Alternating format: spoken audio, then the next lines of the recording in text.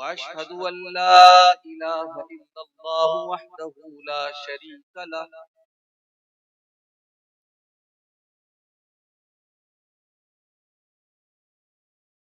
وأشهد أن محمدا عبده ورسوله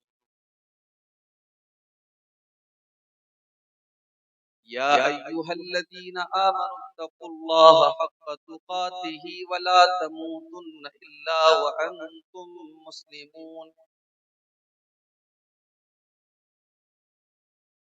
يا أيها الناس اتقوا ربكم الذي خلقكم من نفس واحدة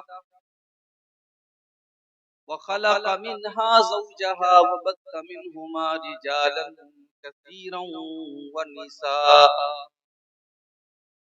واتقوا الله الذي تساءلون به والأرحام إن الله كان عليكم رقيبا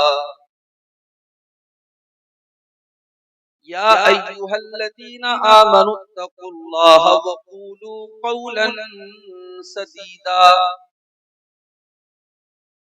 يصلح لكم أعمالكم ويغفر لكم ذنوبكم ومن يطع الله ورسوله فقد فاز فوزا عظيما أما بعد فإن خير الحديث كتاب الله وخير الهدي هدي محمد صلى الله عليه وسلم وشر الأمور محدثاتها وكل محدثة بدعة وكل بدعة ضلالة وكل ضلالة في النار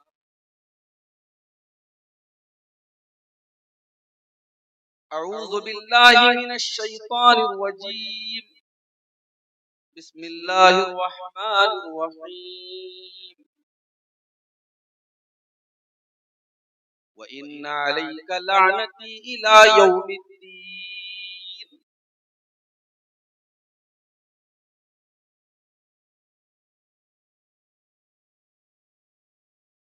صدر محترم علماء کرام محترم بزرگوں نوجوان ساتھیوں پردہ نشین ماں اور بہنوں کے بچوں سون برسا کا یہ پروگرام جامع مسجد کی تعمیر و ترقی کے لیے منعقد ہوا. اب تک آپ نے اردو اور بنگلہ کی مختلف تقریریں مختلف علماء سے سماعت کی. ابھی مجھ سے پہلے بنگلہ زبان کے بڑے میٹھے اور بڑے بہترین خطیب شیخ منور حسین آسامی حفظہ اللہ سے آپ نے بنگلہ زبان میں تقریر سماعت کی. آخری کڑی کے طور پر مجھے آپ کے سامنے حاضر ہونے کا موقع ملا. آج کی تقریر کا ٹاپک بہت ہی اہم ہے اور سننے کے لائق. آپ نے ایک لفظ سنا ہوگا لعنت. لعنت کس کو کہتے ہیں؟ لعنت کا مطلب ہوتا ہے اللہ رب العالمین کی رحمت سے کسی کا دور ہو جانا. اسی لیے ہم جب ابلیس کا نام لیتے ہیں تو ہم کہتے ہیں ابلیس لعین. ابلیس وہ شخص ہے جو اللہ تبارک و تعالیٰ کی رحمت سے دور ہو گیا. قرآن کریم میں اللہ تعالیٰ نے جب حضرت آدم علیہ السلام کا اور ابلیس کا واقعہ بیان کیا اور اللہ نے فرمایا کہ جب ہم نے آدم کو پیدا کیا اور فرشتوں کو حکم دیا کہ تم آدم کے آگے سجدہ کرو تو سارے فرشتوں نے سجدہ کیا, ابلیس نے سجدہ نہیں کیا. ابلیس حالانکہ فرشتہ نہیں تھا, جن تھا, مگر فرشتوں کے ساتھ رہتا تھا. اس لیے جب اللہ نے فرشتوں کو حکم دیا تو ابلیس بھی اس حکم میں شامل تھا مگر اس نے سجدہ نہیں کیا. قال ما منعك قال ما منعك ان تسجد لما خلقت بيدي استكبرت ام كنت من العالين. اللہ نے فرمایا ابلیس، جس آدم کو میں نے اپنے ہاتھوں سے پیدا کیا ہے اور جس کو میں نے سجدہ کرنے کا تم کو حکم دیا تھا، اے ابلیس تم نے میرا حکم کیوں نہیں مانا؟ تم نے آدم کے آگے سجدہ کیوں نہیں کیا؟ ام استکبرتا، اے ابلیس کیا تو بہت بڑا گھمنڈی اپنے آپ کو سمجھتا ہے؟ کیا تو بہت گھمنڈ کر رہا ہے؟ کیا تو اہنکار کر رہا ہے؟ کیا تو تکبر کر رہا ہے؟ ام کنت من العالین، یا تو بہت بڑا ہو گیا ہے، تو بہت اونچا ہو گیا ہے، تو اللہ کے حکم کو بھی نہیں مان رہا ہے؟ ابلیس نے جواب دیا، قال انا خیر منه خلقتنی من نار وخلقته من طین. کہا اے اللہ میں آدم کے آگے کیوں سجدہ کروں؟ تو نے آدم کو مٹی سے بنایا اور مجھے تو نے آگ سے پیدا کیا.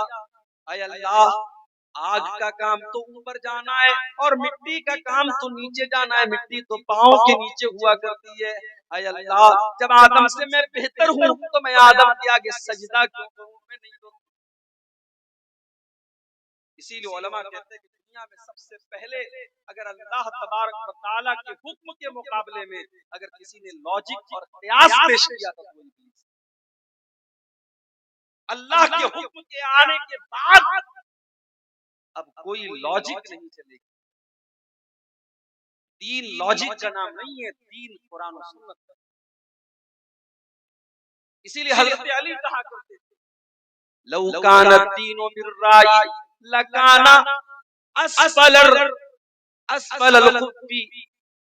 احق بالمسح. حضرت علی کہتے ہیں اگر دین کی بنیاد لاجک پر ہوتی، اگر دین کی بنیاد عقل کے اوپر ہوتی تو موزے پر جب ہم مسا کرتے تو موزے کے نچلے حصے پر مسا کرتے، اوپر نہ کرتے.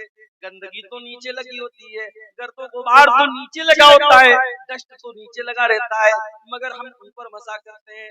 حضرت علی کہتے ہیں کہ دلیل اس بات کی کہ دین کی بنیاد لاجک پر اور عقل پر نہیں ہے. دین عقل، اللہ اور اس کے رسول کے حکم کے آنے کے بعد اب عقل نہیں چلانا ہے. سب سے پہلے اگر عقل چلائی تھی تو ابلیس نے چلائی. کہ میں کیوں سجدہ کروں آدم کے آگے؟ میں آگ سے پیدا ہوں، آدم مٹی سے پیدا ہے. قال فخرج منها فإنك رجيم. اللہ تبارک و تعالیٰ فرماتا ہے اے ابلیس جب تو نے میرا حکم نہیں مانا تو نکل جا تو جنت سے، اور تو نکل جا فرشتوں کے پاس سے، اور تو نکل جا میری رحمت سے. آج کے بعد تو شیطان رجیم بن گیا، تو شیطان مردود بن گیا. جب بھی دنیا تیرا نام لے گی تو شیطان رجیم کہے گی، شیطان مردود کہے گی. وَإِنَّ عَلَيْكَ لَعْنَتِي وَإِنَّ عَلَيْكَ لَعْنَتِي إِلَى يَوْمِ الدِّينِ. اور اے ابلیس اب قیامت تک تیرے اوپر میری لعنت برستی رہے گی، تو میری رحمتوں سے دور رہے گا. اب قیامت تک تو میری رحمت کا حقدار نہیں بن سکتا، تو ہمیشہ ہمیشہ کے لیے میری رحمتوں سے دور ہو گیا. تو لعنت کا مطلب ہوتا ہے اللہ کی رحمت سے دور ہو. اب یہاں ایک مسئلہ اور سمجھ، شریعت میں گناہ دو ٹائپ کے ہوتے ہیں، ایک ہوتے ہیں چھوٹے موٹے گناہ اور ایک ہوتے ہیں بڑے گناہ. چھوٹے موٹے گناہ کو کیا کہا جاتا ہے؟ صغیرہ. اور بڑے گناہوں کو کیا کہا جاتا ہے؟ کبیرہ. اب کبیرہ گناہ کی پہچان کیا ہے؟ بہت ساری پہچان ہے. اس میں ایک پہچان یہ ہے کہ جس گناہ کا نام لے کر کے لعنت کی گئی، قرآن میں حدیث میں جس گناہ کے بارے میں یہ کہا گیا ہو اس کے کرنے والے پر اللہ کی لعنت، تو سمجھ جاؤ کہ وہ گناہ کبیرہ ہے، وہ بہت بڑا گناہ ہے. اور جب تک ہم توبہ نہیں کریں گے وہ معاف ہونے والا نہیں. اتنی بات سمجھ میں آ گئی. اب ایک بات اور سمجھ، لعنت کسی خاص انسان کے اوپر نہیں کر سکتے، لعنت کسی برے کام پر کر سکتے ہیں. مثال کے طور پر جو نماز نہ پڑھے اس کے اوپر اللہ کی لعنت، جو شراب پیے اس کے اوپر اللہ کی لعنت، جو جھوٹ بولے اس کے اوپر اللہ کی لعنت۔ اس طریقے سے ہم جنرل انداز میں، کامن انداز میں ہم لعنت کر سکتے ہیں، مگر کسی انسان کو ٹارگٹ کر کے کوئی نماز نہیں پڑھتا، ہم اس سے جا کر کہیں تو نماز نہیں پڑھتا، تیرے اوپر اللہ کی لعنت ہو۔ کوئی جوا کھیلتا ہے، کوئی شراب پیتا ہے، ہم اس سے جا کر کے کہیں کہ تو شراب پیتا ہے، تو جوا کھیلتا ہے، تیرے اوپر اللہ کی لعنت ہو۔ یہ جائز ہے، یہ صحیح نہیں۔ کسی ایک انسان کو ٹارگٹ کر کے آپ لعنت نہیں کرتے۔ لعنت ہم عام انداز میں، ایک جنرل انداز میں، کامن انداز میں، اچھا کسی چیز کو لعنت نہیں کر سکتے۔ ایک مرتبہ ایک صحابی جا رہے تھے، راستے سے بہت تیز ہوا چل رہی، اب جب ہوا بہت تیز چلی تو ان کی چادر ان کے کندھے سے گر گئی۔ انہوں نے ہوا کے اوپر لعنت بھیجی، لعنت ہو اس ہوا کے اوپر، اس کے چکر میں میری چادر۔ اللہ کے نبی کے کانوں میں صحابی کے جملے پر کہا لا تلعنھا، اے میرے صحابی تم ہوا کے اوپر لعنت مت بھیجو، تم ہوا کے اوپر لعنت مت کرو، فإنھا مامورۃ، ہوا اپنے من سے نہیں چلتی ہے، ہوا تو اللہ تعالیٰ کے حکم سے چلا کرتی ہے۔ اے میرے صحابی ایک ہوا کے اوپر بھی تمہیں لعنت کرنے کا ادھیکار نہیں ہے۔ اگر تم نے کسی کے اوپر لعنت کی اور وہ چیز لعنت کے لائق نہیں ہے تو لعنت لوٹ کر کے تمہارے پاس آ جائے۔ تو کسی کو ہم لعنت نہیں کرتے، کسی انسان کو، کسی چیز کو ٹارگٹ کر کے لعنت نہیں کرتے، برے عمل کے اوپر ہم لعنت کرتے۔ اب آج کی میری تقریر کا جو ٹاپک ہے، ہم ایسی کچھ چیزیں دیکھیں گے، ایکٹیویٹیز دیکھیں گے قرآن و سنت کی روشنی میں، جن کے کرنے والے پر اللہ کی لعنت کی گئی ہے۔ میں انشاءاللہ 15 چیزیں بیان کروں گا، اگر آپ صبر سے سنیں گے، سکون سے سنیں گے، 15 چیزیں بیان کرنے میں اجازت۔ تو شروع کرتے ہیں بنا ٹائم ویسٹ کیے۔ پہلی چیز جس پر اللہ کے نبی نے لعنت کی ہے، کسی زمین یا جگہ کے نشان کو مٹانا۔ مثال کے طور پر آپ کا کھیت ہے، آپ کے کھیت کے بغل میں آپ کے پڑوسی کا کھیت ہے، اب آپ کیا کر رہے ہیں، باؤنڈری کو آپ مٹا رہے ہیں تاکہ آپ اس کے کھیت میں 2-4 میٹر 2-4 فٹ آپ اس کے کھیت میں بے ایمانی کر لیں۔ زمین کے نشان کو مٹانا یہ بھی لعنت والا کام ہے۔ دلیل کیا ہے؟ دلیل بخاری شریف۔ حضرت علی سے کسی نے کہا اے علی، اللہ کے پیارے نبی نے آپ کو جو راز کی باتیں بتائی وہ ہم کو بتا دی۔ حضرت علی ناراض ہو گئے، کہا نہیں، اللہ کے نبی نے کوئی ایسی بات ہمیں نہیں بتائی ہے جو اور لوگوں کو نہ بتائی ہو۔ ہاں لیکن ایک مرتبہ اللہ کے نبی نے 4 باتیں مجھے بتائی تھی، ہو سکتا ہے یہ باتیں کسی اور کو نہ بتائی ہو۔ اللہ کے نبی نے فرمایا لعن اللہ من لعن والدہ، اللہ کی لعنت ہو اس انسان کے اوپر جو اپنے باپ کے اوپر لعنت کرتا ہے۔ کوئی باپ کے اوپر بھی لعنت کرتا ہے؟ آپ نے کسی اور کے باپ کو برا بھلا کہا، جواب میں اس نے آپ کے باپ کو برا بھلا کہا، ہو گئی باپ کے اوپر لعنت۔ اور کچھ بد نصیب کو ایسے بھی ہوتے ہیں جو ڈائریکٹ اپنی ماں کو، اپنے باپ کو گالی دیتے ہیں، لعنت کرتے ہیں۔ نہیں میرے ماں باپ اگر ظلم بھی کریں ان کا عمل اللہ کے حوالے کر دو، مگر ان کے ساتھ بدتمیزی مت۔ انہیں اللہ تعالیٰ نے تمہارے پیدائش کا ذریعہ بنایا، تمہاری ماں نہ ہوتی، تمہارے باپ نہ ہوتے تو تم دنیا میں نہیں آ سکتے۔ ان کی قربانیاں، ان کی محنتیں کبھی بھولو مت۔ ماں نے 9 مہینے پیٹ میں رکھا، باپ نے خون پسینہ ایک کیا، تب تم کسی لائق بنے ہو۔ اگر تمہیں بوڑھے ماں باپ ملے ان کی قدر کرو، ان کی خدمت کرو۔ اما یبلغن عندک الکبر احدہما او کلاہما فلا تقل لہما اف ولا تنہرہما وقل لہما قولا کریما۔ تمہارے والدین میں سے کوئی ایک اگر بوڑھا ہو جائے یا دونوں بوڑھے ہو جائیں، تم کو بڑھاپے میں تمہارے ماں باپ اگر مل جائیں تو قرآن کہتا ہے فلا تقل لہما اف، تم اپنے والدین کو اف بھی نہ کہنا۔ عربی زبان میں کسی کو تکلیف پہنچانے کے لیے سب سے ہلکا اگر کوئی لفظ ہے تو اف ہے۔ اللہ نے کہا تمہیں اپنے والدین کو اف بھی نہیں کہنا ہے۔ वला तनहरहुमा, उनको डांटना नहीं है, वकुल लहुमा कौलन करीमा, उनसे जब भी तुम बात करो तो अदब से बात करो, तमीज से बात करो, रिस्पेक्ट के साथ बात करो, सम्मान के साथ बात करो। तो पहली चीज क्या है? अल्लाह की लानत हो उस इंसान के ऊपर जो अपने बाप के ऊपर। दूसरी चीज, वलानल्लाहु मन ज़बह लिग़ैरिल्लाह, और अल्लाह की लानत उस इंसान के ऊपर जो गैरुल्लाह के नाम पर जानवर ज़बह करता है। कोई ख्वाजा साहब के नाम से बकरा काट रहा है, कोई शेख अब्दुल कादिर जिलानी के नाम से बकरा काट रहा है, कोई अपने पीरों के नाम से बकरा काट रहा है, गैरुल्लाह के नाम पर जानवरों को ज़बह किया जा रहा है। नहीं नहीं मेरे भाई, जैसे सजदा अल्लाह के सिवा किसी और को जायज नहीं, जैसे दुआ अल्लाह ताला के अलावा किसी और के आगे जायज नहीं, उसी तरीके से कुर्बानी भी और जानवर को ज़बह करना भी अल्लाह के अलावा किसी और के लिए जायज नहीं है। हमारा नौजवान पटना जाता है, सिलीगुड़ी जाता है, बड़े मॉल में जाता है, मैकडॉनल्ड में जाता है, चिकन खाता है, एक बार ये पता लगाने की कोशिश नहीं करता कि ये चिकन हलाल भी खा के नहीं। और अभी इसराइल और फलस्तीन का मसला चल रहा है, शायद आपने फोटो देखा होगा सोशल मीडिया पर कि मैकडॉनल्ड एक बड़ी तादाद में इसराइल के फौजियों की मदद करने के लिए खाने पीने की चीजें भेज रहा है।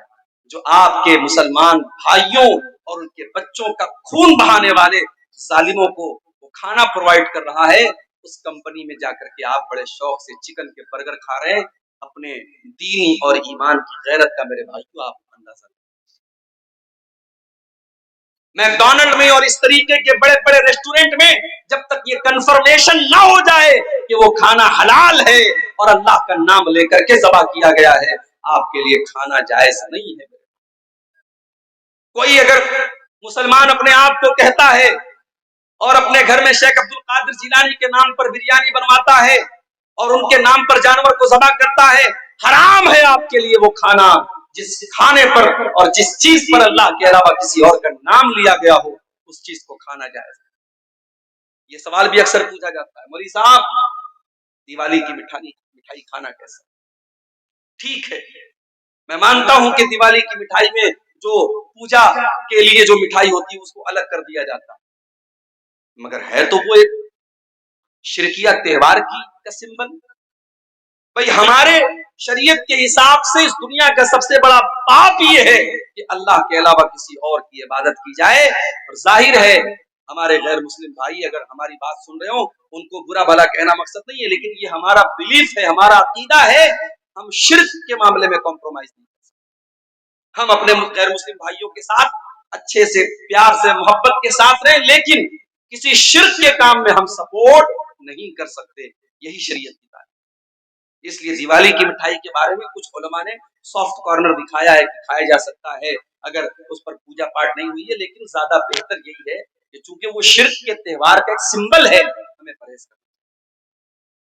तो ये दूसरी चीज हो गई। पहली चीज क्या थी? अल्लाह की लानत उस इंसान के ऊपर जो अपने बाप के ऊपर लानत करे। दूसरी चीज, अल्लाह की लानत उस इंसान के ऊपर जो गैरुल्लाह के नाम पर जानवर ज़बह करे। और तीसरी चीज, लान अल्लाहु मन आबा मुहदिसन, अल्लाह की लानत हो किसी ऐसे इंसान के ऊपर जो किसी बिदाती को पनाह दे। दीन के अंदर नया काम निकालने वाले को अपने घर में पनाह दे। जब घर में पनाह नहीं दे सकते, मोबाइल में कैसे पनाह दे सकते? एक साहब ने मेरे पास वीडियो भेजा, मौलवी साहब जरा ये वीडियो सुनिए किसका है, बड़ा अच्छा वीडियो लग रहा है। मैंने देखा वीडियो ऐसे इंसान का तो जो सहाबा को गाली देता है। मैंने कहा वीडियो डिलीट कर। जितनी भी अच्छी बात हो जो मेरे नबी के सहाबा को बुरा भला कहता है, मैं उसकी बातों को अपने जूते की नोक पर रखता हूं। मैंने कहा वीडियो डिलीट कर, इस वीडियो को कहीं शेयर।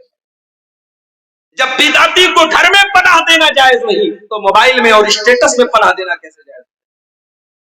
इसलिए किसी ऐसे आलिम को, अभी कल मेरी तकरीर थी, कहां पे थी? सदरपुर।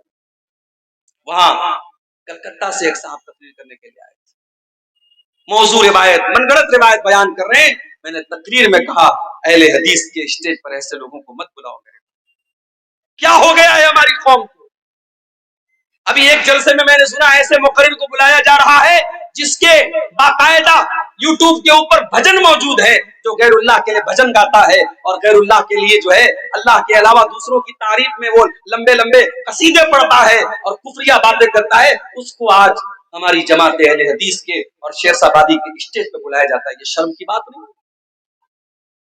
میرے بھائی عقیدہ بھی کوئی چیز ہوتی ہے، ایمان بھی کوئی چیز ہوتی ہے. ہمارے اسٹیج کا ایک وقار ہے، ایک سمان ہے، ایک ڈگنیٹی ہے، ایک پہچان ہے، ایک آئیڈینٹی ہے. اس کو برباد مت کرو میرے بھائی. جس کی بھی لچھے دار باتیں ہیں اور جس کے کبھی آپ نے نام سن لیا، اس کو بلانے مت لگو. پتہ لگاؤ وہ عالم ہے کہ نہیں، وہ اہل حدیث ہے کہ نہیں، اس کا عقیدہ صحیح ہے کہ نہیں.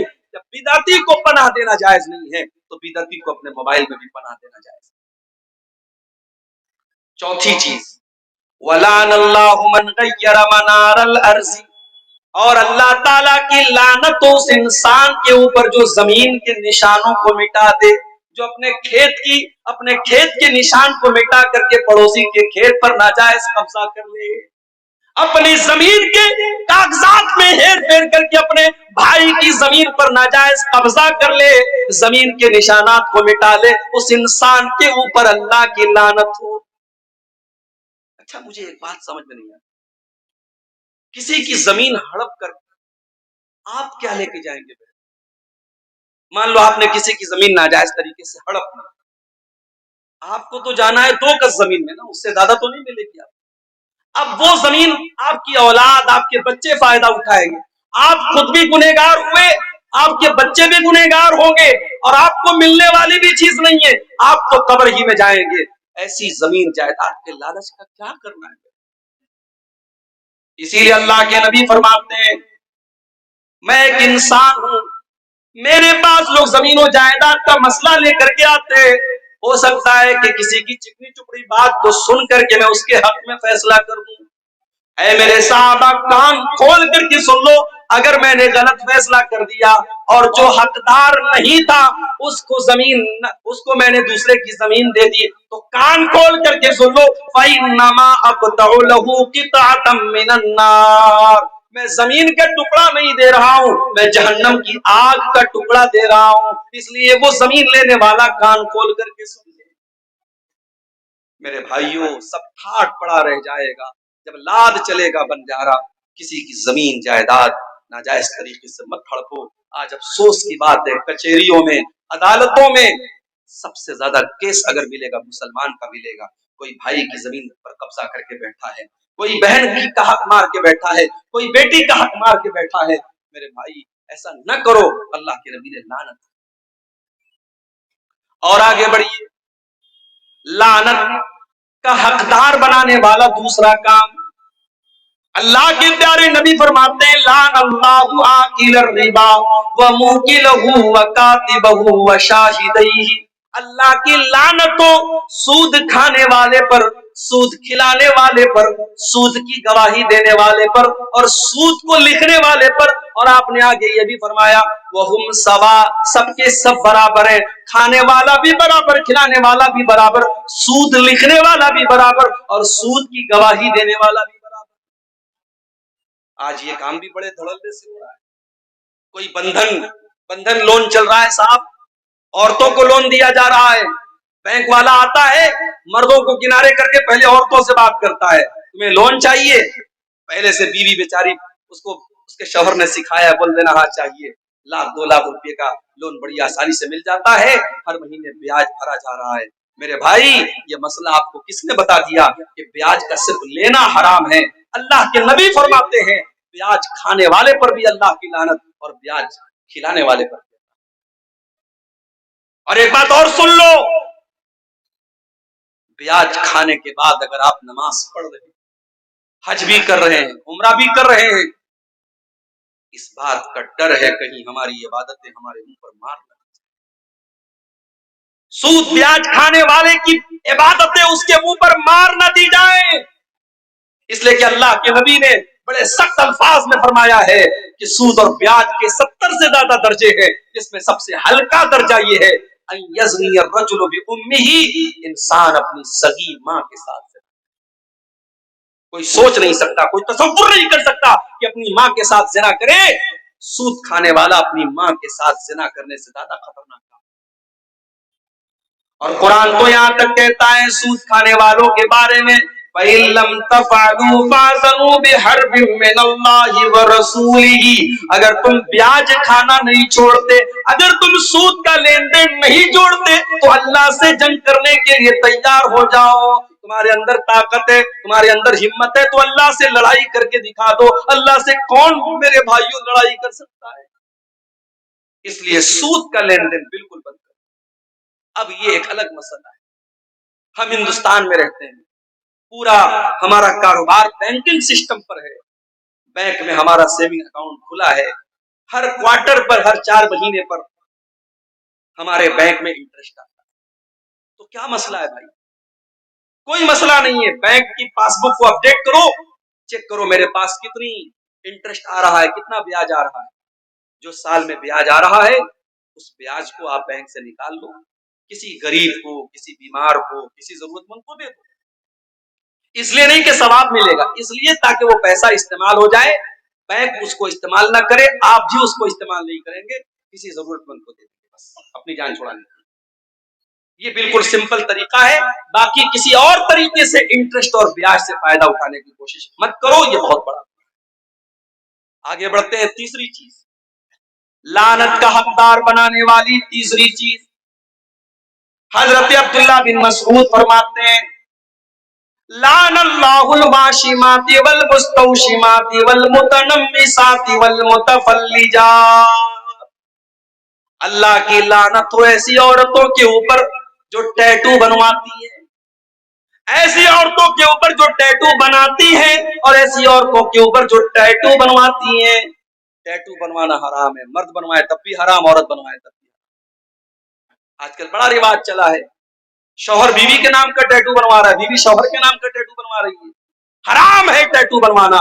اللہ کے نبی نے کہا گدنا گدوانے والے پر اور ٹیٹو بنوانے والے پر اللہ والمتنمسات، اور اپنے آئی برو کے بالوں کو نوچنے والی اور اپنے آئی برو کے بالوں کو چھوٹا کرنے والی عورتوں کے اوپر بھی اللہ کی لعنت ہو۔ ہاں، اگر کسی عورت کا آئی برو نارمل سے زیادہ ہے، جو بال عورت کو نارمل عورتوں سے زیادہ ہے، اس بال کو ریموو کیا جا سکتا ہے۔ جیسے بعض عورتوں کے چہرے پر کچھ داڑھی واڑی کے پاس بال آ جاتے، اس کو وہ ریموو کر سکتی ہے۔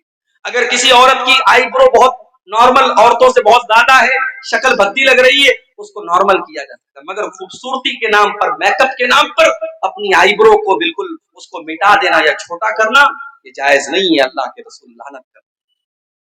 عبداللہ بن مسعود کہتے اللہ کی لعنت تو ایسی عورتوں کے اوپر جو آئی برو کے بالوں کو نوچتی ہیں، والمتفلجات، اور اللہ کی لعنت تو ایسی عورتوں کے اوپر جو اپنے بالوں کے بیچ میں گیپنگ کرواتی ہیں۔ اس زمانے میں میک اپ کا طریقہ یہ بالوں کے دانتوں کے بیچ میں گیپنگ کرواتی ہے، لیکن آج دانتوں کے بیچ میں گیپنگ تو نہیں ہوتی ہے۔ ہاں، کچھ لڑکیوں کے یا عورتوں کے دانت جو ہے تھوڑے ٹیڑھے ہوتے ہیں، باہر کی طرف نکلے ہوتے ہیں، تو اس کو ڈینٹسٹ کر کے سیدھا کروایا جا سکتا ہے، کیونکہ وہ بھدا لگتا ہے، وہ نارمل نہیں ہے۔ تو جو چیزیں نارمل نہیں ہے اس کو ٹھیک کیا جا سکتا ہے، لیکن نارمل کو بگاڑ کر کے ایب نارمل کرنا یہ صحیح ہے۔ المغیرات خلق اللہ، جو عورتیں اللہ تعالیٰ کی تخلیق کو بدلتی ہیں، اللہ تعالیٰ نے جیسا بنایا ہے اس کو بدل کر کے اپنے حساب سے بنانے لگتی ہیں، ایسی عورتوں پر اللہ کی لعنت ہو۔ یہ کس نے بیان کیا؟ عبداللہ بن مسعود، بہت بڑے صحابی عبداللہ بن مسعود۔ جب انہوں نے یہ بات بیان کی، ایک عورت تھی قبیلے بنو اسد کی، اس کا نام تھا ام یعقوب۔ اس عورت کو پتا چلا کہ عبداللہ بن مسعود ایسی ایسی باتیں کر رہے ہیں، وہ عبداللہ بن مسعود کے گھر آتی ہے اور کہتی ہے بلغنی انک لعنت کیتا بکیتا، اے عبداللہ مجھے پتا چلا ہے کہ آپ ایسی ایسی عورتوں کا نام لے کر کے لعنت کر رہے ہیں۔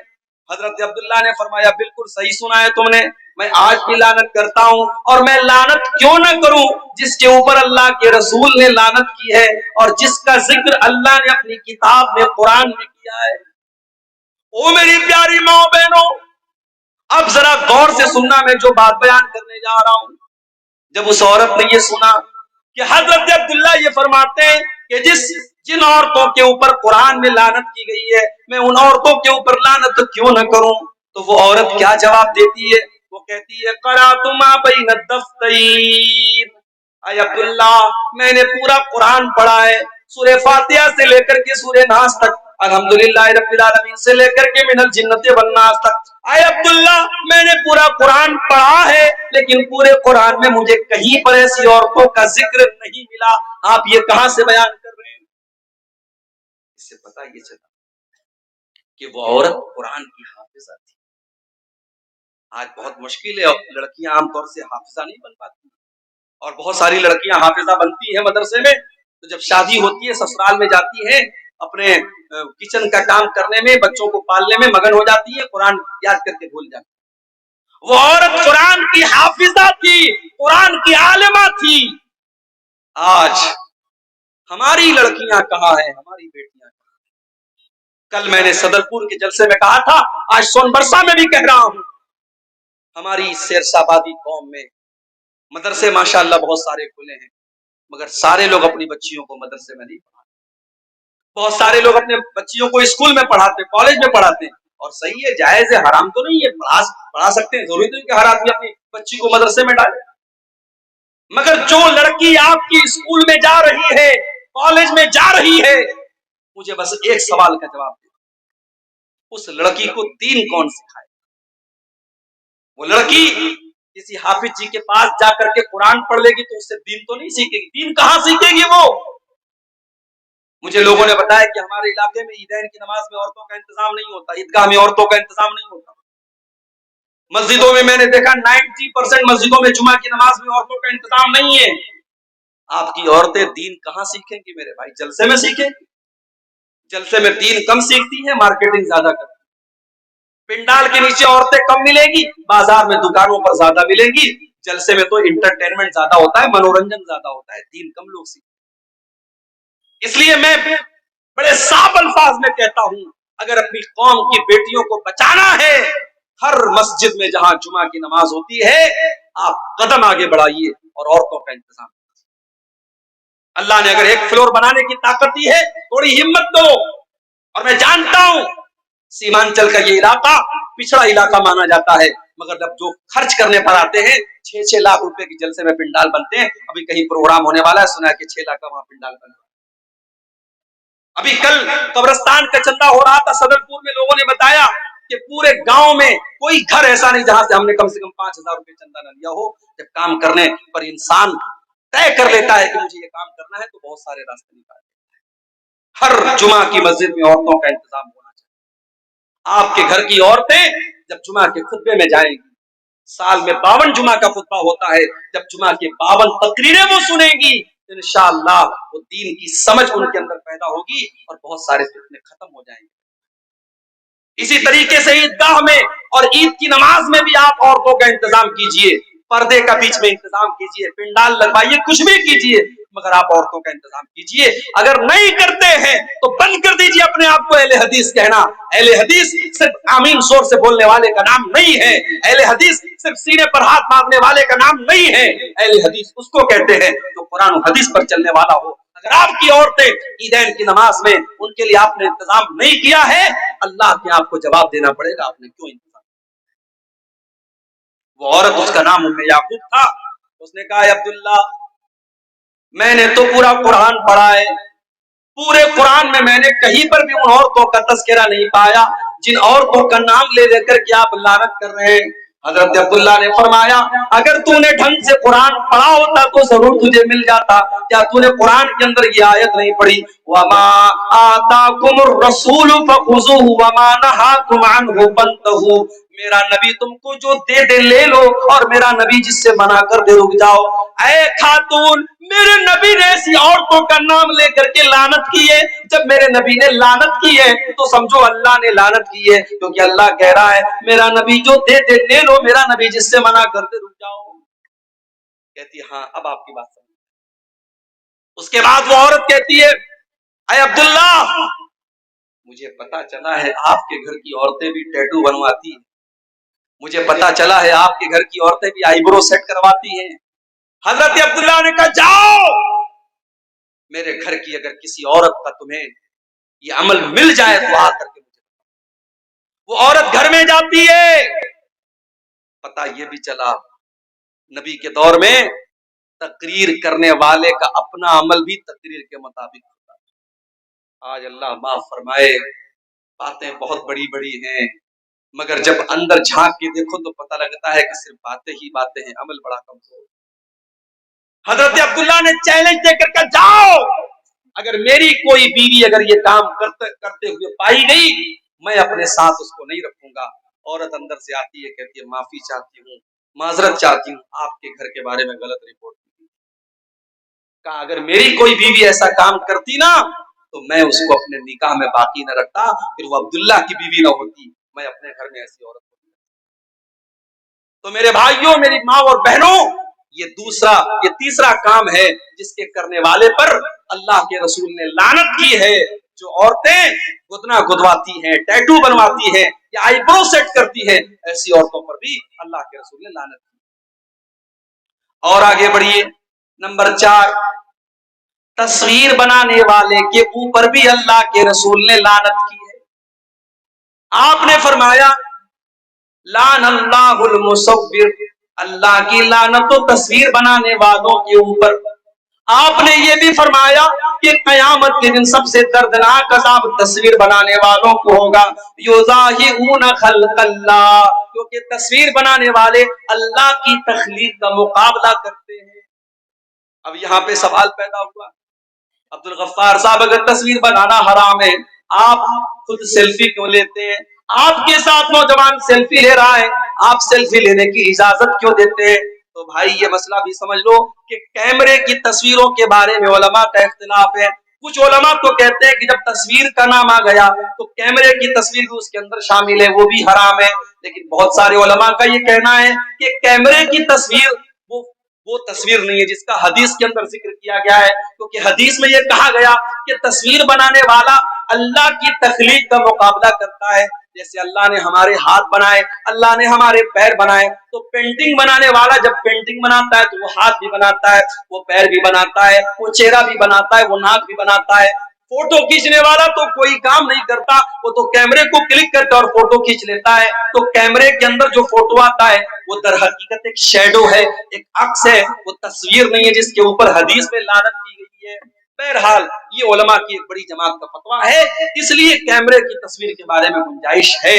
اور ہمارے جو بھائی ہمارے ساتھ سیلفی لیتے ہیں تو ہم اس لیے اجازت دے دیتے کہ چلو بھائی، آج کے زمانے میں لوگ فلمی ہیرو کو اپنا ہیرو مانتے ہیں، کوئی کرکٹروں کو اپنا ہیرو مانتا ہے، اگر ہمارا نوجوان اپنے علماء کو اپنا ہیرو مانتا ہے اور اپنے دین کا کام کرنے والے دعات کے ساتھ وہ سیلفی لینے کو اپنے لیے شوق کی چیز سمجھتا ہے تو ہم بہت سختی نہیں کرتے ہیں، لیکن پھر بھی تصویروں کے معاملے میں ہمیں احتیاط کرنی چاہیے۔ اور اپنی بہنوں سے کہنا چاہوں گا، آپ کا تصویر لے کر کے اس تصویر کو کہیں پر بھی شیئر کرنا یہ بالکل صحیح نہیں ہے۔ ہماری بہت ساری مسلمان بہنیں وہ اپنے اسٹیٹس پر اپنی تصویر لگاتی ہیں، نیا کپڑا پہنا جلدی سے انسٹاگرام پہ فوٹو ڈال دیا، فیس بک پر فوٹو ڈال دیا۔ آپ کے اسی کٹیہار اور پورنیہ کی کئی مسلمان لڑکیوں کو میں جانتا ہوں جو بہت فیمس ہیں، انسٹاگرام پر بہت فیمس ہیں، فیس بک کے اوپر بہت فیمس ہیں۔ وہ اس کے پہلے جب ٹک ٹاک چلتا تھا ان کے ویڈیوز بڑے وائرل ہوتے تھے، مسلمان لڑکیاں ہیں اور چھوٹے چھوٹے کلپ بنا کر کے وہ شیئر کرتی ہیں۔ جائز نہیں ہے میری بہنوں، آپ کا اپنے جسم کو اور اپنے چہرے کو کسی غیر کے سامنے دکھانا یہ جائز نہیں ہے۔ اور سوشل میڈیا تو پبلک پلیٹ فارم ہے، کوئی بھی دیکھ سکتا ہے، وہاں پر تو اس طریقے کی چیزیں ڈالنا بالکل بھی جائز نہیں ہے۔ تو تصویر کے معاملے میں بھی ہم بہت احتیاط کریں۔ 4 چیزیں ہو گئی۔ نمبر 5، اللہ کے نبی کے صحابہ کی کو برا بھلا کہنے والے کے اوپر بھی اللہ کی لعنت ہوتی ہے۔ اللہ کے پیارے نبی فرماتے من سب اصحابی، جو میرے صحابہ کو برا بھلا کہتا ہے، جو میرے صحابہ کو گالی دیتا ہے، فعلیہ لعنت اللہ والملائکۃ والناس اجمعین، اس کے اوپر اللہ کی لعنت ہو، اس کے اوپر انسانوں کی لعنت ہو، اس کے اوپر فرشتوں کی لعنت ہو۔ صحابہ کو برا بھلا کہنے والا ملعون ہے، اس کے اوپر لعنت ہو، یہ نبی کے الفاظ۔ میرے پیارے ساتھیوں، قیامت تک کوئی جتنا بھی نیک اور متقی بن جائے، کوئی ایک صحابی کے پاؤں کی دھول کے برابر بھی نہیں ہو سکتا، کیونکہ صحابہ وہ لوگ ہیں جنہوں نے اللہ کے نبی کا دیدار کیا ہے، جنہوں نے اللہ کے نبی سے ملاقات کی ہے۔ ہم صحابہ کے برابر نہیں ہو سکتے، ہم صحابہ کے جیسے نہیں ہو سکتے۔ اور آگے بڑھو، اللہ کی لعنت کا حقدار بنانے والا ایک اور کام ہے رشوت لینا اور دینا۔ اللہ کے نبی فرماتے ہیں لعن اللہ الراشی والمرتشی، رشوت لینے والے پر بھی اللہ کی لعنت اور رشوت دینے والے پر بھی اللہ کی لعنت۔ شیخ صاحب، بغیر رشوت دیے بجلی کا میٹر نہیں لگتا، بغیر رشوت لیے کسی زمین کا کاغذ پاس نہیں ہوتا، بغیر رشوت لیے زمین کی رجسٹری نہیں ہوتی۔ ٹھیک ہے، جہاں مجبوری ہے اور وہ کام ایسا ہے کہ آپ اگر رشوت نہیں دیں گے کام نہیں ہوگا، وہ الگ میٹر ہے۔ لیکن اپنے فائدے کے لیے رشوت دینا اور اپنی آسانی کے لیے رشوت دینا، وہ کام بغیر رشوت دیے ہو سکتا تھا، پھر بھی رشوت دے کے اپنا کام جلدی سے کرا لینا یہ غلط۔ مدرسوں میں نوکریاں ہو رہی ہیں، وہاں پر بھی رشوتیں چل رہی ہیں، اور ایک انسان حقدار ہے، اس کے پاس ڈگری ہے، علم ہے، سب کچھ ہے، 5 لاکھ روپیہ مدرسے کی کمیٹی کو نہیں دے گا، مدرسے والے اس کو نہیں رکھیں، اور اس نے اگر نہیں دیا مدرسے والے ایسے انسان کو رکھیں گے جو 5 لاکھ روپیہ دے دے، چاہے وہ انگوٹھا چھاپ ہی کیوں نہ ہو، فرضی ڈگری لے کے آیا ہو، تب بھی اس کو رکھیں۔ علماء نے یہ بھی لکھا ہے جہاں یہ حالات پیدا ہو جائیں اور آپ کو پتا ہو اگر ہم نے یہاں رشوت نہیں دی، ہم نے پیسہ نہیں دیا، تو یہاں ایک حقدار کا حق مارا جائے گا اور ایک نالائق آدمی اس عہدے پر اور اس چیز پر قابض ہو جائے گا۔ وہاں مجبوری کی وجہ سے، چونکہ رشوت دے کوئی شوق سے نہیں دیتا ہے، لینا یہ شوق ہو سکتا ہے، لینے والا اختیار سے لیتا ہے، دینے والا ہمیشہ مجبوری میں دیتا ہے، تو رشوت دینے والا ایسی مجبوری کے کیس میں اس کی اللہ تعالیٰ کیا اس کو چھوٹ مل سکتی ہے، مگر عام حالات میں مسئلہ یہی ہے، رشوت لینے والا اور رشوت دینے والا دونوں کے بارے میں اللہ کے نبی نے لعنت کی۔ اور آگے بڑھیے، شراب پینے والے کے اوپر بھی اللہ کے نبی نے لعنت کی، اور صرف شراب پینے والے پر نہیں، آپ نے فرمایا شراب جس پھل سے بنتی ہے اس پھل سے رس نکالنے والے پر بھی اللہ کی لعنت، اور جو انسان اس رس کو نچوڑ رہا ہے، اس پھل میں سے، اس انگور میں سے رس کو نکال رہا ہے، اور جو اپنے برتن میں نکلوا رہا ہے، دونوں کے اوپر اللہ کی لعنت۔ اور اسی طریقے سے آپ نے فرمایا وہ بائعہا، شراب کے بیچنے والے پر بھی اللہ کی لعنت، وہ حاملہا، شراب کا برتن اٹھانے والے پر بھی اللہ کی لعنت، والمحمولۃ الیہ، اور شراب کا برتن جس کے پاس لے کے جایا جا رہا ہے اس کے اوپر بھی اللہ کی لعنت، والمشتری لہا، اور شراب خریدنے والے کے اوپر بھی اللہ کی لعنت، والمشترات لہو، اور جس کے لیے شراب خریدی جا رہی ہے اس کے اوپر بھی اللہ کی لعنت۔ بڑے بڑے 5 اسٹار ہوٹلوں میں شراب بھی پروسی جا رہی ہے اور کولڈ ڈرنک بھی پروسی جا رہی ہے۔ میں کہتا ہوں ایسے ہوٹلوں میں جانا ہی نہیں چاہیے۔ بنارس میں بہت بڑا ہوٹل ہے، تاج ہوٹل، بنارس کا سب سے بڑا ہوٹل ہے، مجھے لوگوں نے بتایا وہاں سور کا گوشت بھی ملتا ہے، بکرے کا گوشت بھی ملتا ہے۔ میں نے کہا یار جب سور کا گوشت اور بکرے کا گوشت دونوں ملتا ہے تو ظاہر ہے کچن تو ایک ہے، برتن تو ایک ہے، پکانے والا اسی برتن میں مٹن پکا رہا ہے اور اسی برتن میں گوشت پکا رہا ہے۔ میں نے کہا اللہ کی قسم میں کبھی کسی ایسے ہوٹل میں کھانے کو نہیں کھانا چاہیے۔ شراب کا معاملہ بہت خطرناک ہے۔ کبھی باہر میں کہیں گھومنے پھرنے جاتا ہوں، اگر اور کسی ہوٹل میں گیا اور صرف شراب کی بوتل نظر آ گئی تو وہیں سے طبیعت میں کراہیت آ جاتی ہے، وہاں سے ہم نکل جاتے۔ نہیں، نیپال ایک مرتبہ گیا، نیپال میں تو لوگ بتاتے ہیں پانی کم شراب زیادہ بکتی ہے، ہر ہوٹل میں شراب نظر آ رہا تھا، پریشان ہو گیا، بڑی مشکل سے ایک ہوٹل ملا، ایک انڈین کا ہوٹل تھا، جین کا ہوٹل تھا، وہ بالکل پیور ویج ہوٹل تھا، اور اس سے باہر نکلا تھا ہمارے یہاں شراب نہیں ملتی ہے۔ ہم لوگوں نے دوست لوگ تھے، ہم لوگوں نے اس ہوٹل میں جا کے پرہیز کرنا چاہیے میرے بھائی، بچنا چاہیے۔ شراب پینا ہی حرام نہیں ہے، شراب میں کسی طریقے کا سپورٹ کرنا یہ بھی حرام۔ اور آگے بڑھیے، نمبر 8، اللہ کی لعنت کا حقدار بنانے والا 8واں کام، لعن اللہ المتشبہین بالرجال من النساء، اللہ کی لعنت تو ایسی عورتوں کے اوپر جو مردوں کی نقل کرتی ہیں، وَلَعَنَ اللَّهُ الْمُتَشَبِّهَاتِ مِنَ النِّسَاءِ بِالرِّجَالِ، اور اللہ کی لعنت تو ایسے مردوں کے اوپر جو عورتوں کی نقل کرتے ہیں۔ عورتیں ہیں پینٹ اور ٹی شرٹ پہن رہی ہیں، پینٹ اور شرٹ پہن رہی ہیں، ٹائٹ کپڑے پہن رہی ہیں، یہ مردوں کی مشابہت نہیں ہے۔ چھوٹے چھوٹے بال کٹوا کے ایسا لگ رہا ہے کوئی مرد جا رہا ہے۔ بعض عورتوں کو دیکھیے، کبھی کبھی کہیں ٹکٹ لینے کھڑے ہو جاؤ، لائن میں کوئی عورت کھڑی رہتی ہے اور پینٹ اور شرٹ پہنے ہیں اور چھوٹے چھوٹے بال ہیں، پیچھے سے سمجھ میں نہیں آتا کہ محترم ہے کہ محترمہ ہے۔ آدمی کنفیوز ہو جاتا ہے کہ یہ آدمی ہے کہ عورت ہے۔ ایسی عورتوں پر لعنت کی اللہ کے رسول، اور ایسے مردوں کے اوپر بھی اللہ کی لعنت ہو جن کو بس لپسٹک لگانا باقی ہے۔ ہجڑے تو ایسے ہی بن گئے، داڑھی واڑی تو بالکل صاف ہے، اور بال بھی ماشاءاللہ بعض لڑکوں کے دیکھو تو کافی بڑے بڑے رہتے ہیں۔ آج کل بال دو ٹائپ کے چلتے ہیں، ایک بالکل لیڈیز کٹ بال اور ایک سور کٹ بال، جو آدھا ٹکلا رہتا ہے آدھا بال رہتا ہے، وہ بھی حرام ہے یار۔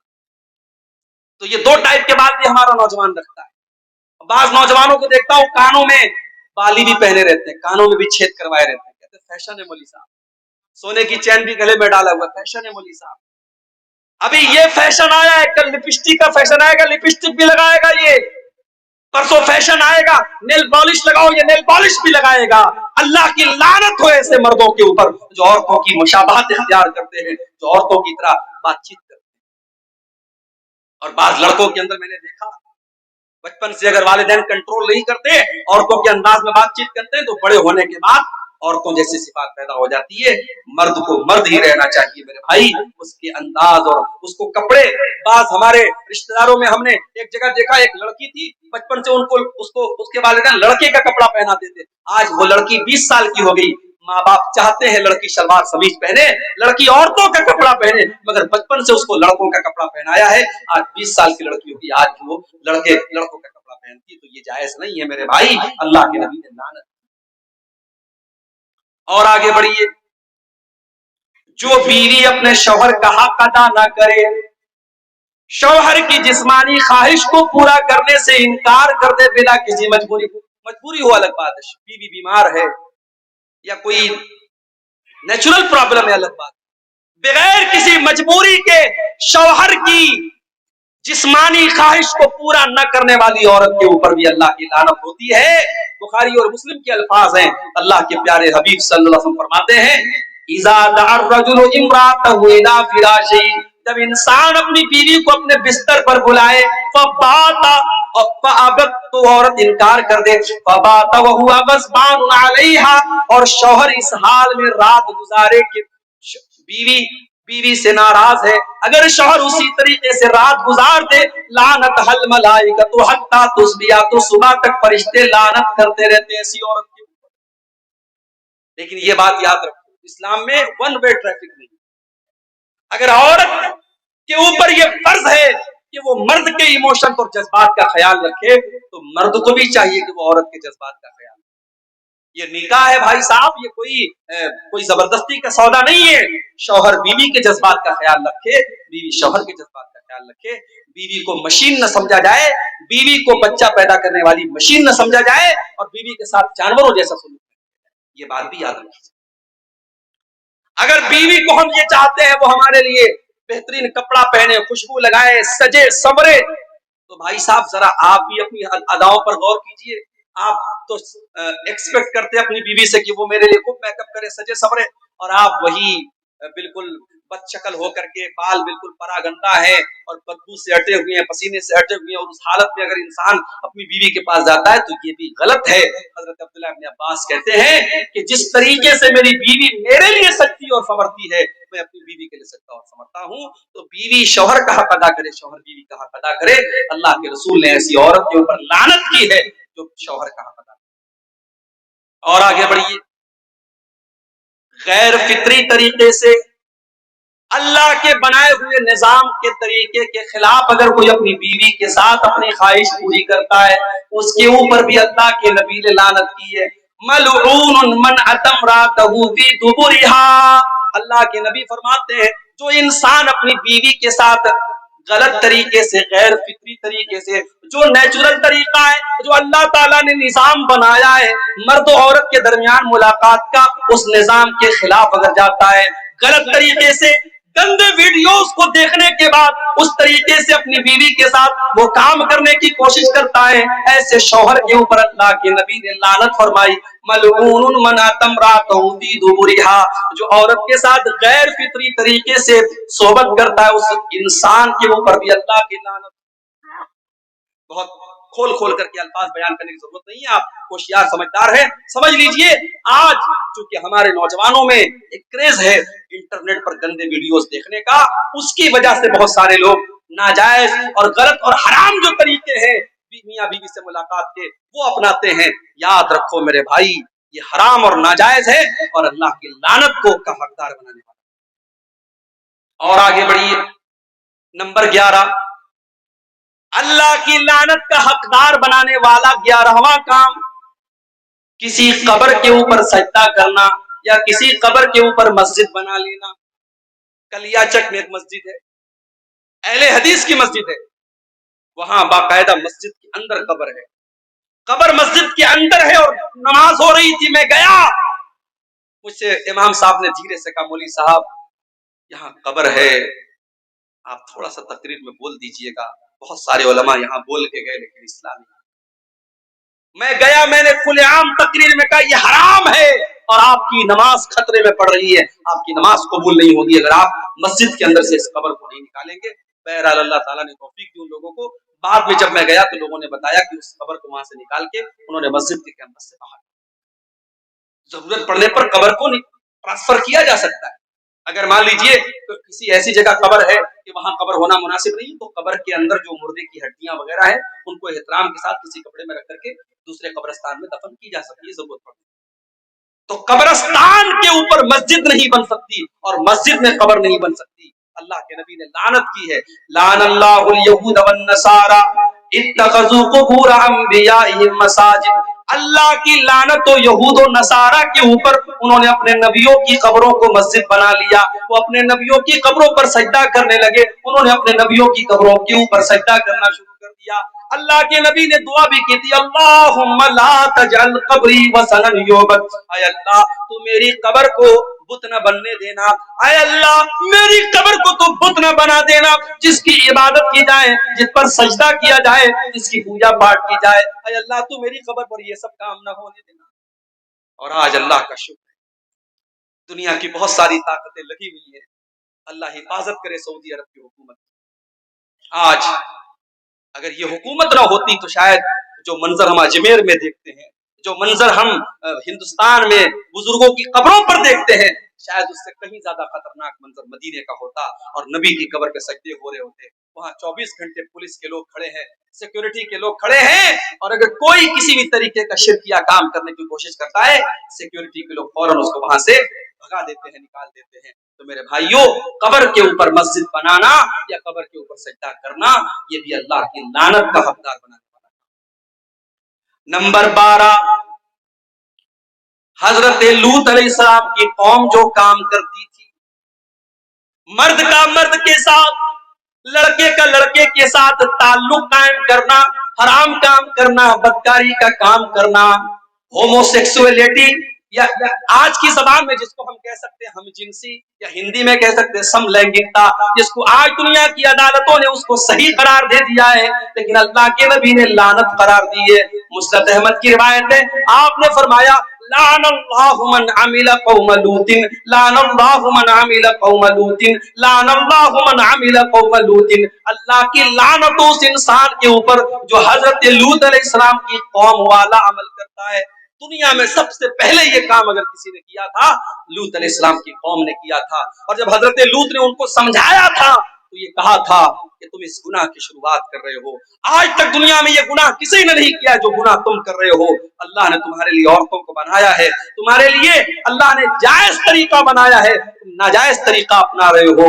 تو قوم کے لوگوں نے مذاق اڑایا تھا اور کہا تھا یہ تو بڑے پاک صاف لوگ ہیں، یہ تو اپنے آپ کو بڑے صاف ستھرے سمجھتے ہیں، اور اللہ کا جب عذاب آیا میرے بھائی، پتھروں کی بارش ہوتی ہے، اس قوم کے اوپر پتھروں کی بارش ہوتی ہے اور پوری قوم کو اللہ تعالیٰ الٹ دیتا ہے اور पूरी कौम का नाम और निशान मिट जाता है। आज भी ये काम हो रहा है, बहुत सारे नौजवान इस गंदगी में मुब्तला है। इस हदीस को मेरे भाइयों अपने सामने रखो, जो ये काम करे उसके ऊपर अल्लाह की लानत हो। और इस्लामी हुकूमत अगर है और कोई काम ये काम करता हुआ अगर कोई लड़का पाया गया, तो इस्लामी हुकूमत में इसकी सजा सजाए मौत है। अल्लाह के नबी की हदीस है कि लूत अलैहिस्सलाम की कौम वाला अमल अगर कोई लड़का लड़की करे तो फाइल और मफूल को, जो कर रहा है और जो करवा रहा है, दोनों को कत्ल कर दिया जाए। इस्लामी हुकूमत में इतनी खतरनाक सजा है, ये बहुत बड़ी बदकारी और बेहयाई का काम है। अल्लाह ताला हमारे तमाम नौजवानों की इससे हिफाजत फरमाए। तो ये 12वीं चीज है कि जो ये हजरत लूत अलैहिस्सलाम की अमल वाला उनकी कौम वाला जो अमल करता है, इस अमल करने वाले पर भी अल्लाह के नबी ने लानत की। और आगे बढ़िए, अपने बाप के बजाय किसी और की तरफ अपनी निस्बत करना, अपने वालिद के बजाय किसी और को अपना वालिद बनाना। जैसे आज के दौर में बहुत सारे लोग बच्चों को एडॉप्ट कर लेते हैं, बच्चों को पाल लेते हैं। अब बच्चे का बाप कोई और है, लेकिन जो इंसान पालता है, जो परवरिश करता है, उसी इंसान का नाम उसके नाम के साथ जुड़ जाता है। बाप का नाम था अब्दुल्ला, लेकिन पालने वाले का नाम मोहम्मद था, तो ये अपने बाप की जगह मोहम्मद का नाम लिखता है, अब्दुल्ला का नाम नहीं लिखता है। ये इतना खतरनाक काम है। अल्लाह के नबी फरमाते, मन इद्दा इला गैरि अबीही, जो अपने बाप के बजाय किसी और का नाम अपने बाप के नाम की जगह जोड़े, वमन तवल्ला मिन गैरि मवालिही, और जो गुलाम अपने मालिक के बजाय किसी और को अपना मालिक करार दे, फ़अलैहि लानतुल्लाहि वल मलाइकति वन नासि अजमईन, तो ऐसे इंसान के ऊपर अल्लाह की लानत हो, फरिश्तों की लानत हो, और तमाम लोगों की लानत हो उस इंसान के ऊपर जो अपने ओरिजिनल बाप की जगह किसी और को अपना बाप करार दे। इसीलिए बड़ी सख्ती है। अगर आप बच्चे को एडॉप्ट करते हैं तो उलमा का फतवा मौजूद है और कुरान की आयतें मौजूद हैं कि उसकी वल्दियत की जगह आप ओरिजिनल बाप का नाम लिखेंगे। अब हमारे यहाँ बड़ा मसला है, आप आधार कार्ड बनवाएंगे, उस पर ओरिजिनल बाप का नाम चढ़वाएंगे तो मसला पैदा होगा। तो आधार कार्ड वगैरह में मजबूरी के तौर पर आप अपना नाम जोड़ सकते हैं, मगर जहां इस्लामी पॉइंट ऑफ व्यू से जरूरत पड़ेगी, मिसाल के तौर पर निकाह के टाइम या मिसाल के तौर पर कोई गवाही के टाइम, तो वहां वल्दियत में जो ओरिजिनल बाप है उसी का नाम दिया जाएगा। पालने वाला, परवरिश करने वाला वो बाप नहीं हो सकता है। उसको एहतराम में वो लड़का बाप, अब्बा जान कह सकता है, अब्बू कह सकता है, पापा कह सकता है, मगर ओरिजिनल उसका जो बाप है वो वही रहेगा जिसने उसको जन्म दिया है, जो उसका बाप। इसी तरीके से 14वीं चीज मेरे भाइयों, जो अल्लाह की लानत का हकदार बनाती है, हलाला करने वाला और करवाने। हलाला समझते हैं? नाम सुना है हलाला का? किसी ने 3 तलाक दे दी अपनी बीवी को, एक साथ 3 तलाक। हमारे यहाँ मसला क्या है कुरान और हदीस की रोशनी में? अगर कोई एक साथ 3 नहीं 300 तलाक दे दे, वो एक ही मानी जाएगी। क्यों? क्योंकि तलाक एक मर्तबा में एक ही होती है, एक से ज्यादा नहीं। तलाक का एक प्रोसेस है। अगर किसी ने अपनी बीवी को तलाक दिया है तो अब 3 महीने तक वो दूसरी तलाक नहीं दे सकता। 3 महीने तक वो दूसरी तलाक दे ही नहीं सकता। अगर 3 महीने के अंदर वो दूसरी तलाक देगा तो वो दूसरी नहीं मानी जाएगी। एक तलाक देगा इंसान, अब 3 महीने का टाइम है। अगर 3 महीने के अंदर रुजू कर लिया, अच्छी बात है, रुजू कर लिया, बीवी बीवी रहेगी।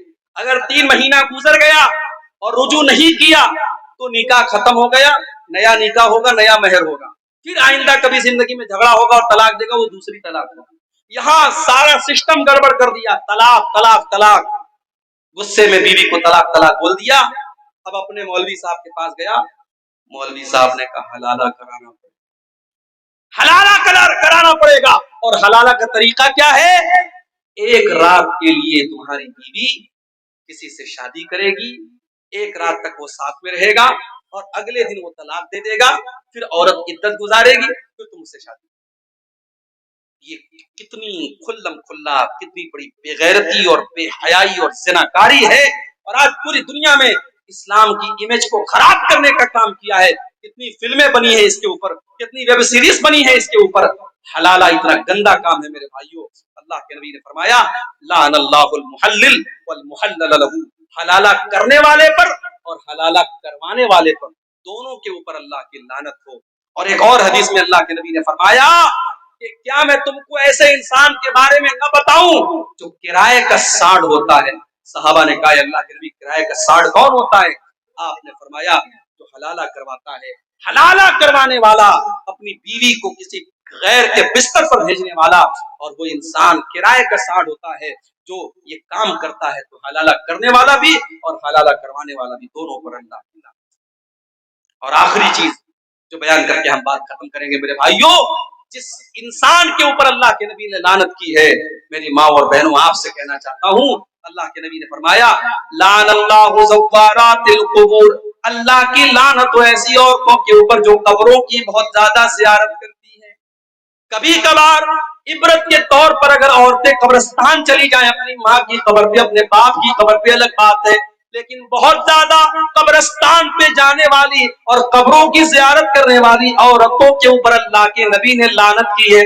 आपने फरमाया लानल्लाहु ज़व्वारातिल क़ुबूर, कब्रों की बहुत ज्यादा ज़ियारत करने वाली औरतों के ऊपर अल्लाह की लानत हो। आज हिंदुस्तान में कितनी हमारी मुसलमान बहनें, उन पर फतवा है मस्जिद में नहीं जा सकते। मुझे याद है इसी बिहार में गया एक जगह है, गया के एक मौलाना साहब से इंतकाल हो गया, अल्लाह माफ करे, उन्होंने एक तकरीर में कहा था, अहले हदीसों, बड़ा शौक है तुम्हें अपनी औरतों को मस्जिद में भेजने का ना, जरा एक दिन हमारी मस्जिद में भेज दो, 9 महीने के बाद रिजल्ट। एक इंसान, एक आलिम तकरीर कर रहा है और मिंबर पर और स्टेज पर बैठकर इतनी गंदी और घिनौनी बात कर रहा है, मेरे भाइयों क्या तसव्वुर किया जा सकता है कि मस्जिद में कोई इतना गंदा काम करे? अहले हदीसों ने अगर अपनी मस्जिदों में औरतों के लिए अलग से इंतजाम किया है, तो इस कौम ने हमेशा मजाक उड़ाया और इस तरीके से गंदी गंदी बातें कही। मगर आज पूरे हिंदुस्तान में लाखों की तादाद में मुसलमान औरतें जब मुर्तद होने लगी और इस्लाम को छोड़ करके दूसरे मजहब में जाने लगी और बाप दादा की नाक कटवाने लगी, तब धीरे धीरे धीरे धीरे कुछ फतवे आने लगे, कुछ जुबानें खुलने लगी, और दिल्ली से फतवा आया और कहां कहां से फतवा आया कि हाँ साहब, औरतों को भी मस्जिद में भेजना चाहिए, पर्दे का इंतजाम हो तो औरतें जा सकती हैं। अब फतवे में थोड़ी नरमी आई है। हम तो हमेशा से कहते चले आए कि अपनी औरतों को मस्जिद में भेजो। मेरे भाई, तुमने मस्जिद में तो नहीं भेजा, अजमेर की दरगाह पर औरतों की भीड़ मौजूद है, कचौछा की दरगाह पर औरतों की भीड़ मौजूद है, जितने कब्रें और जितने बुजुर्गों के मजार हैं पूरे हिंदुस्तान में आप चले जाइए, वहां मर्दों से ज्यादा आपको औरतें मिल जाएंगी। मुंबई चले जाओ, हाजी अली की दरगाह समंदर के बीच में मौजूद है, आप चले जाओ, मर्द आपको कम मिलेंगे, औरतें ज्यादा मिलेंगी। मेरे नबी ने लानत की है ऐसी औरतों पर जो कब्रिस्तान बहुत ज्यादा जाती हैं। कभी कभार इबरत के तौर पे चली जाए अलग बात है, मगर इन दरगाहों पर, इन कब्रों पर, इन मजारों पर कोई इबरत के लिए नहीं जाता है। वहां अय्याशी होती है, वहां शिर्क होता है, वहां हरामखोरी होती है। मेरे भाइयों, हमारी औरतों को इस चीज से बचना चाहिए और हमें अपनी औरतों को इससे बचाना है।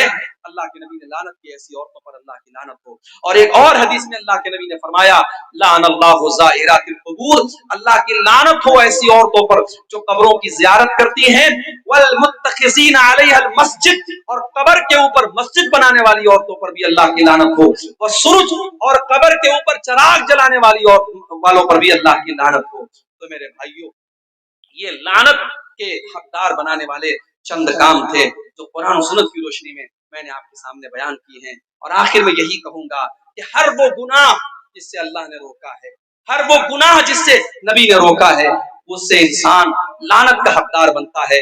हम और आप अगर अपने ईमान की सलामती चाहते हैं और हम ये चाहते हैं कि दुनिया और आखिरत में हम कामयाब हो, तो हम इन कामों से अपने आप को बचाएं।